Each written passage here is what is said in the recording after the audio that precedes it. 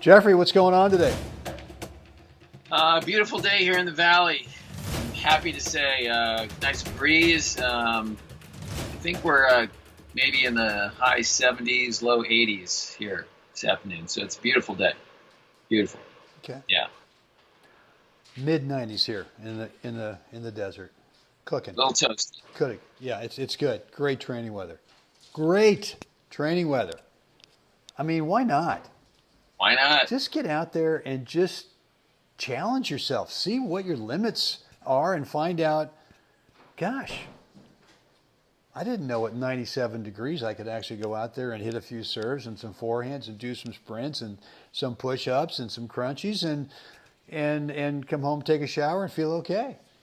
I'm okay. Yeah, I'm right. Good. So, guys, thanks for hanging out with us today. I'm Brent Abel. That's Jeff Jacklich over there. We are Gold Ball Hunting, and we are helping players reduce their skill level range initially. If this is your first time, here's what we want you to do. Two things. Number one is we want you to go over to goldballhunting.com and drop in a first name and email address. Click the button, and two very cool things will happen. Number one, you're going to get a video that Jeff and I recorded a couple months ago. It's a private video that's going to help you understand how to reduce your skill level range. One day you're great. One day, the next day you're not. All right. We want to show you how to bring the bottom of your skill level range up to the top, so that you become predictable day in and day out as to how you're going to play, and that's where real confidence gets built. But the second thing is we are also offering a complimentary, that would be free, private 10-minute coaching call with the three of us, you, me, and Jeff. We get in the phone, three-way call. And all you got to do is bring the one thing in your game right now that maybe is a bit of a challenge you just have not been able to figure out, that if you could resolve this thing, you would start getting that result that you really want in terms of your tennis. So right. You might start getting a full night's sleep. Yeah, you wouldn't be waking up around 2 going, how did I lose to Ralph again how did I do today? That? Right. Anyway. But when you get on our email list over at goldballhunting.com, you'll get immediate access to our online calendar scheduler, where you get to cherry pick the date and time that works best for you. So, Jeff. Yeah. I've got a question for you. Got something good for me today? Shocking. I know. Shocking. So, you and I talk a lot about what should be motivating us. Should it be intrinsic? Should it be extrinsic? Intrinsic meaning that it's from within. It's something we want to challenge ourselves. Right. We want to see what we can actually do with taking our tennis game to either consistently playing at a certain level, and or maybe actually over the next few months or the year, whatever, becoming a better player, whether it's singles or doubles. Extrinsically would mean, well, I want to beat this guy, or I want to win that tournament, or I want to win a ball. Right. I haven't won a bronze or any of this stuff, but it's all of these kind of extrinsic goals. Right. So our website and our podcast is titled Gold Ball Hunting. Yeah. Is that intrinsic or is that extrinsic? I knew it. Right? There's the look. I knew the glass would just come flying off. Bing! Here come the gears, right? Yes, grinding. Right. Well, you know what? What's your gold ball, right? We talk about, identifying what your gold ball is. That's right. And so I think that motivation comes from a lot of different places, and so I think it's different for everybody. For me, it's kind of I don't want to call it a bucket list item, but it's something I'd like to achieve in my tennis career. I haven't achieved. I've won tournaments, I've won open events when I was playing in college, won college tournaments, played the tour, won events here in NorCal as a pro player, and then, starting to play senior ball again in 2012.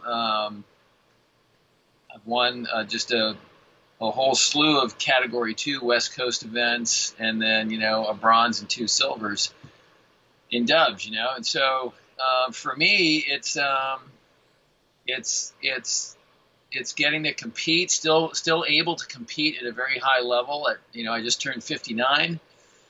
So body still functions really well. I can run, I can move, I still have, at least from my perspective anyway, I feel like I still move pretty well. I still feel like I'm pretty fast. You are.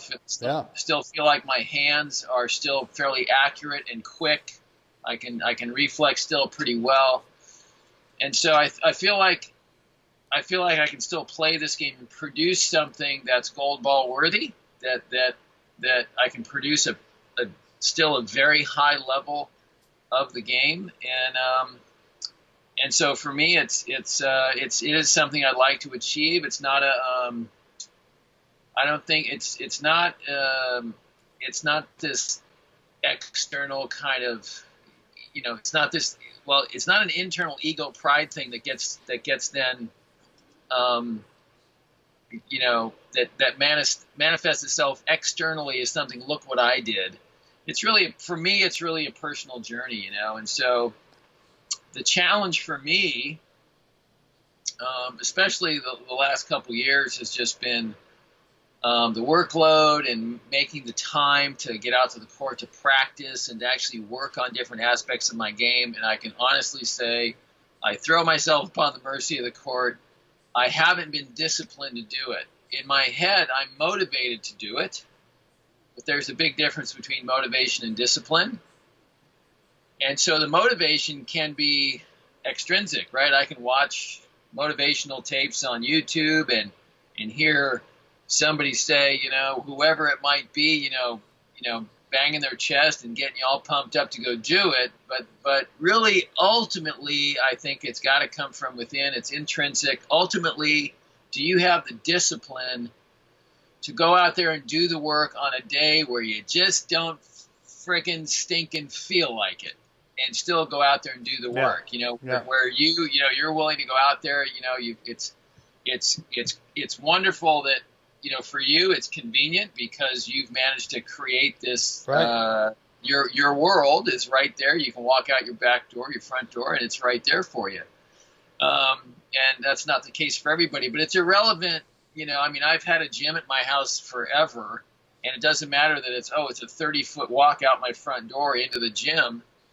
And it still seems like, it must be rush hour traffic. I can't seem to get there, right? So it's a different time zone. Yeah, so I think it really ultimately comes down to the individual. And inside, do you have the discipline to put your own feet to the fire, be accountable to yourself, and what you say you want? Because I think that's a big deal too. There's a lot of talk, what I want. And I think extrinsically,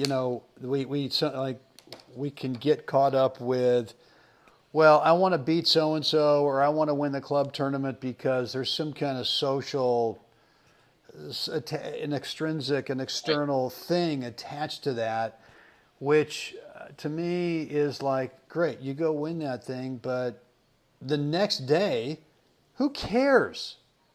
Nobody cares. So now all of a sudden you've gone, wow, I won that thing, and no one actually cares about it. So no one's talking about it at the dinner table that night except you. That's right. So I think, the way I look at it is that, trying to win a gold ball, if you're really a tournament player and that's really what you want to do. Or maybe you play on a league team and everyone's got the same thing. Hey, we want to go to nationals. We want to win the national title, whatever. That's a great goal. And to me, a goal sets you on a path. Right. But the path is where it's all at. I mean, and so, and I've found myself caught up in this stuff before where I go, you know what, I'm going to go win that damn tournament. I'm going to go win it. I'm going to go beat so-and-so. I'm going to beat him. I'm going to beat him. I'm going to go hunt this guy down, and I'm going to go get him.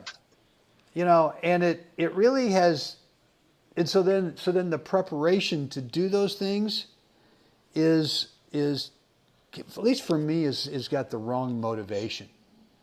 Right. When I finally said, okay, yeah, I'd like to win that tournament. Sure, I'd like to go. I'm going to enter the tournament, and my intention is to play well enough day in and day out.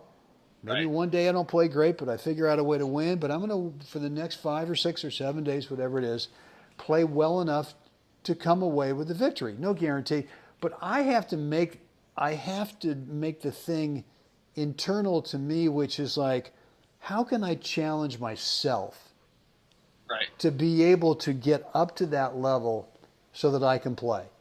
And Right. so my motivation is not, I want to beat you, I want to win the tournament, I want to have all these titles.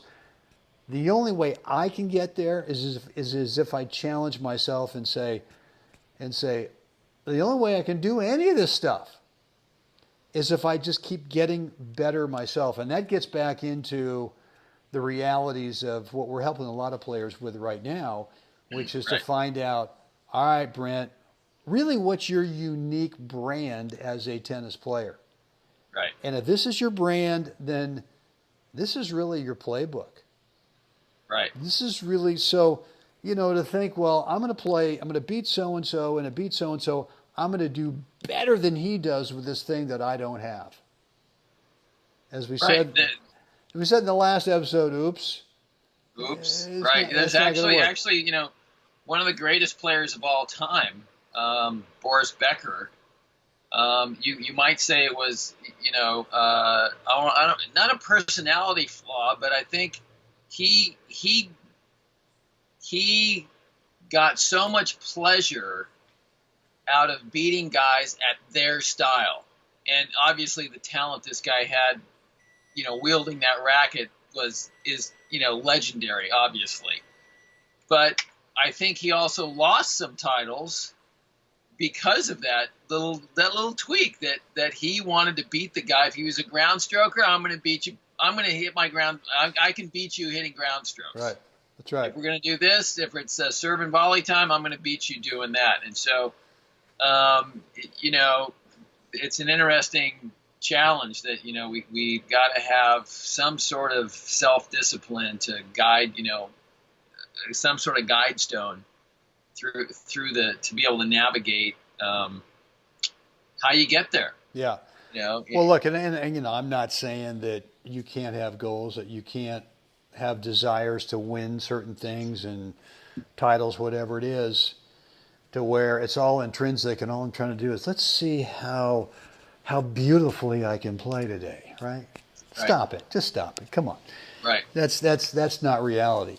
But to win the gold balls that you're talking about, you, Jeff, will obviously have to find the time, and I get it. You're working your fanny off, and you've now got a seasonal job for 5 months where, I'm sorry, but it's going to be 100% every day at this job. This is not where you've got 3 or 4 hours off to where you can go work on your stuff. Right. So, maybe this fall when you come back, there's a little downtime where you can start working on your game.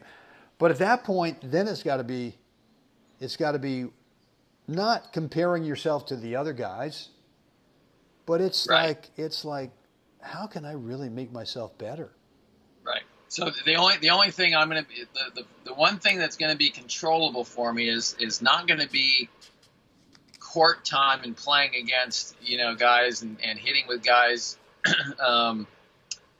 at that level. It's going to be in September when I come back at the end of September, 1st of October.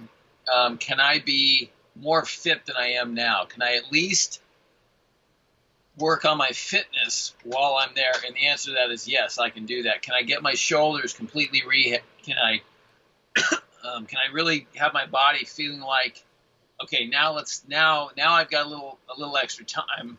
Let's get on the court now and do the court work, right, and get the timing back and get that. Because so that's kind of what in my head, because obviously looking at Mission Hills next year, the hard courts, as kind of like, I want to come in and I want to come in guns a-blazing. Well, you got 6 months. You got 6 months after Michigan to be able to do that. Right.